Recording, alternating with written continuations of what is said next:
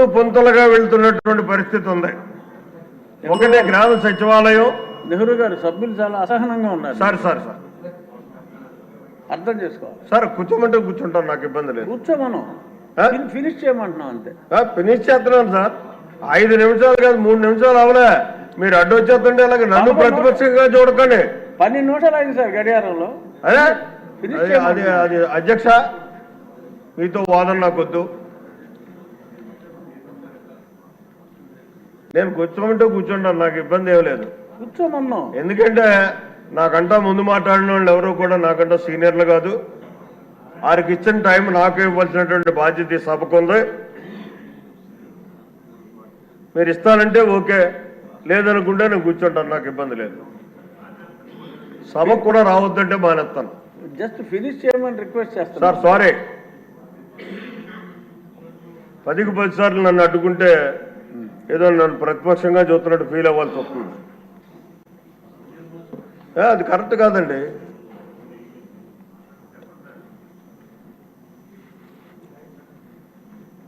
పథకాన్ని శంకుస్థాపన చేయడం, ప్రారంభించడం. అయితే నేను సభ నిర్వహించలేను, దయచేసి కూర్చోండి సార్.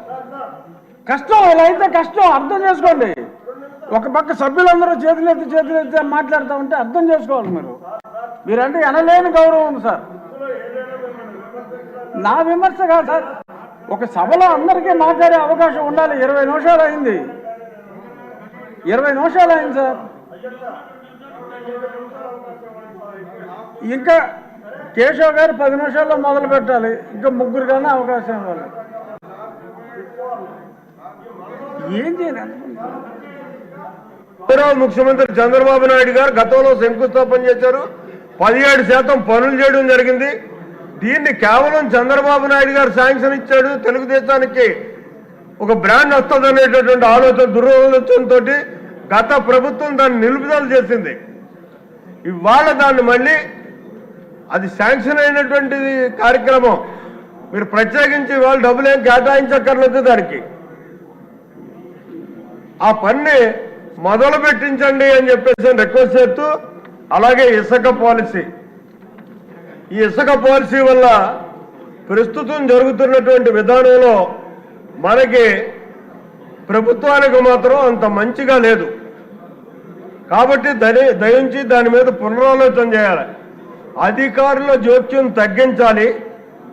ఏదైతే గత పూర్వ విధానంలో ఎవరికి అవసరం ఉంటే వాడు వెళ్ళి ఇసుక తెచ్చుకునేటటువంటి విధానం ఉండేదో అదే విధానంతో మనం వదిలేసినట్టయితే పై ప్రాంతాలు, పై రాష్ట్రాలకు పోకుండా నిరోధించగలిగి ఫ్రీగా ఆళ్లే వెళ్ళి తెచ్చుకునేలాగా, ఆళ్లే తవ్వుకునేలాగా, ఆళ్లే ట్రాన్స్పోర్ట్ చేసుకునేలాగా చేసినట్టయితే ఇసుక వల్ల మనకు మంచి వచ్చేటటువంటి పరిస్థితి ఉంటుంది అన్నది నా ఆలోచన.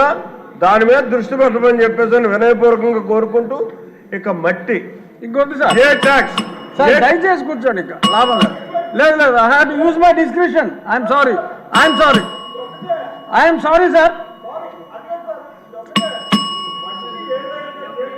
రెడ్డప్ప గారు, మాధవి స్టార్ట్ చేయమ్మా.